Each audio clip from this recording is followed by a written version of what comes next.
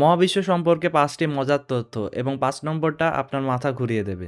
Number ১, আপনি কি জানেন মহাকাশে গেলে আপনি কোনো রকম কোনো শব্দ শুনতে পাবেন না?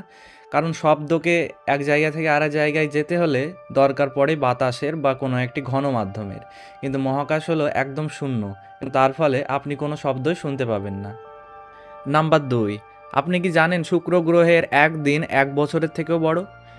শুক্র গ্রহ সূর্যের চারিপাশে এক পাক ঘুরতে সময় নেয় ২২৫ দিন, পৃথিবীর যে ২৪ ঘন্টার দিন সেই দিন অনুযায়ী।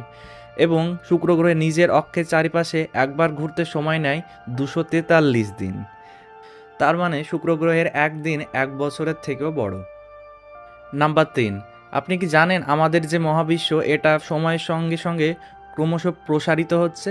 প্রথমে মনে করা হতো যে অভিকর্ষের টানে সমস্ত গ্রহ নক্ষত্রগুলি একে অপরের সঙ্গে সংঘর্ষ করে একটি পয়েন্টে মিলিত হবে, কিন্তু পরে জানা গেছে যে আমাদের মহাবিশ্ব ক্রমশ চারিদিকে প্রসারিত হচ্ছে এবং এই প্রসারণের জন্য দায়ী হচ্ছে ডার্ক এনার্জি।